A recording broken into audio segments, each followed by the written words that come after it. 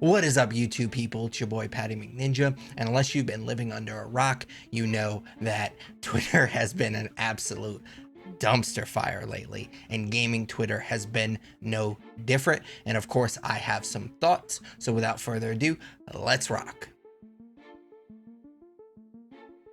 So a quick TLDR for anyone that was born yesterday.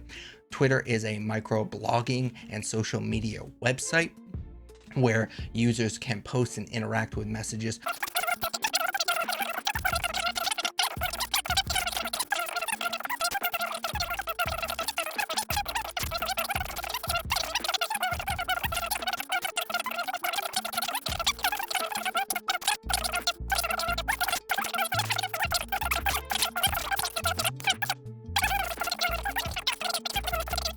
So that brings us to a few weeks ago when billionaire Elon Musk was forced to uphold his deal to buy Twitter, and in his infinite wisdom, he decided to sell off Twitter's verification system, where you basically get this blue check mark if you are a celebrity or you're experienced in a particular field, you're kind of well known in that field, you get a verification blue check mark.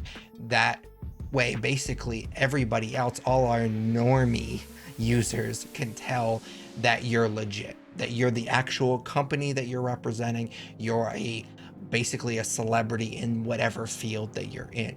And so he decided to basically, to create this new revenue stream, he wanted to sell off that verification system for $8 a month. So essentially anyone could pay $8 a month to get that blue check mark. And of course, people were very confused and angry at this, especially the people that were already verified, because there was a lot of confusion. There was kind of ambiguity about whether or not they were gonna stay verified. And there was like this weird moment when this first rolled out where people, if they bought Twitter Blue, if they paid for Twitter Blue, which gives you other things that I'm not going to get into in this video, but some people do pay for Twitter Blue that are also already verified. So there was like this weird moment in time where there was 2 check marks by those people's names that were just legitimately verified, but then also bought Twitter Blue. So that was done away really quickly, but it's just been an absolute shit show, and to the surprise of absolutely no one, it took exactly 0 seconds for people to take advantage of this $8 a month verification system. Someone literally paid the $8 a month with the Twitter handle Nintendo of US, which is kind of a play off of the actual Nintendo, the legit Nintendo handle, Nintendo America. So I thought that was pretty clever. And basically, if you went to this Twitter handle, which looks like it's verified because it has that check mark, basically the only tweet that they had was Mario flipping everybody the bird, which you can call me a child if you want, but for me, this is objectively funny. This is absolutely hilarious. Mostly because I am a child, but also because Nintendo is basically the Disney of video games. They have great games. I grew up on Nintendo, so don't get me wrong, I'm not trashing them. They have great games and great IPs, but they are definitely geared more towards the younger audience. So the fact that their tweet is Mario giving us the finger is hilarious to me, but also because Nintendo cares so much about their image, I can just imagine this really pissed them off. But Nintendo wasn't the only company impersonated using this $8 a month checkmark scheme. Valve also got the same treatment, where the handle Valve Software, where software was slightly misspelled, which isn't quite as clever as the Nintendo handle, but it is what it is. They supposedly announced a new game, Ricochet Neon Prime, which is a sequel to the 2000 game Ricochet. So I never personally played this game, but it does look pretty cool. I mean, obviously the graphics are a little outdated, but that's to be expected for a game that came out in 2000. But the reviews are very positive for this game. There's obviously a fan base. A lot of the reviews that I was looking at actually mentioned a possible sequel. Like, when are we going to get a sequel? Valve is notorious in the gaming community for not giving fans sequels. So the fact that this fake account tweeted about a potential Ricochet sequel probably disappointed a lot of people when they found out it was fake. And then finally, GTA 6 took another hit. They were another victim of one of these fake accounts. And this time it was at Rockstar Games, where games was spelled differently in the handle. And it's a little bit more obvious than the Valve software one, even though they're both spelled differently, or I guess spelled incorrectly. Valve, the software one was a little bit trickier to see, just if you're just kind of looking at it without doing a double take and actually paying attention. But games spelled wrong just looks funny, and so I feel like this one would be easier to ignore, kind of easier to figure out that it was fake. But they tweeted out, this fake account tweeted out that GTA 6, we would get actual footage from the game later on, I guess later this week, essentially.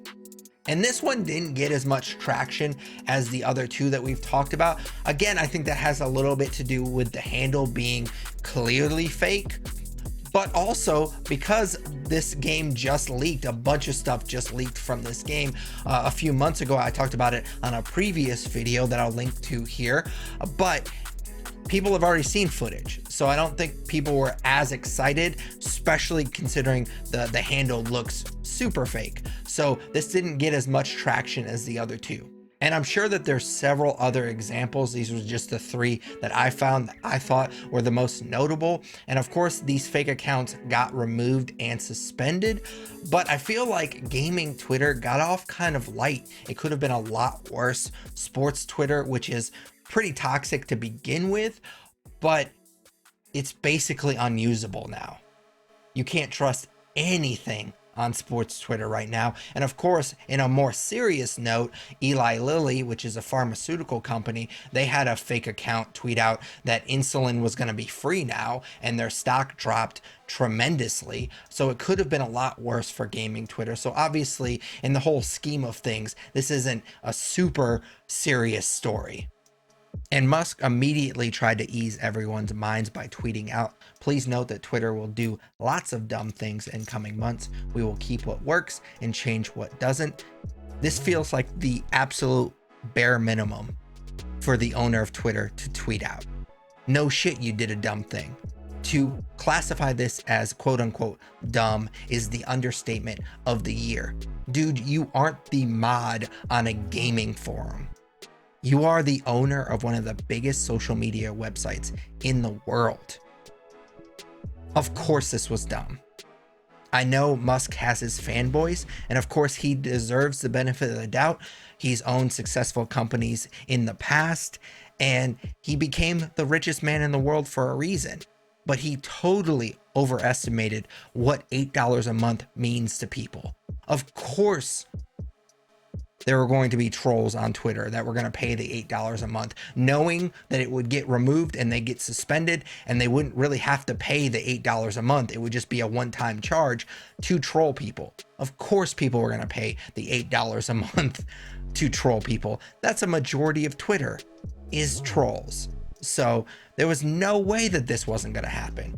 It's surprising that it didn't happen sooner. It's surprising that a guy that knows Twitter and is on Twitter as much as he is, didn't see this one coming. It just absolutely blows my mind. But this is the worst possible start for his ownership. Me personally, I'm kind of in a love-hate relationship with Twitter. I go very hot and cold with the service. I will go on streaks where I'll tweet multiple times a day for weeks, or I will basically be off Twitter for like a couple of months. So I'm definitely hot and cold with the service. But the one thing that always brings me back is the news, whether that's gaming, US politics, sports. I always come back to Twitter for the news. And this new $8 a month verification system completely kills that. I have no trust in what I'm reading on Twitter anymore. I shouldn't have to basically research a paper to figure out if what I'm looking at is true or not. Like, that was what made the verification system on Twitter so reliable. You just looked, saw the check mark, and knew that it was legit. Now I have to click on their profile and do all this research to figure out. I feel like I have to go to Snopes to figure out if this tweet is right or not. And to me, it just doesn't work. Like, I'm just not gonna use the service if I have to do all of that. And I'm sure I'm not the only one.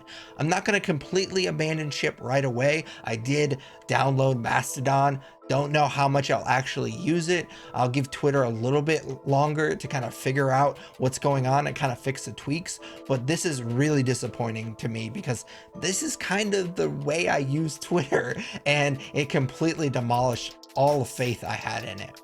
All right, so those are my thoughts on the shenanigans going on Twitter right now. I'd love to hear your thoughts in the comments below. Of course, I hope that you enjoyed the video. If you did, smash that like button, as the kids say. Consider subscribing. If you do subscribe, ding that bell. That way you get notified anytime I post a video. I try to post weekly gaming related videos, so definitely consider subscribing if you like that type of content. But until next time, take it easy. What's up, YouTube people? It's your boy Patty McNinja, and this is my boy Yoshi, aka Kitty Boy, and we were just talking and we agree that since you made it this far in the video, you might as well subscribe. You wouldn't want to disappoint Kitty Boy, would you?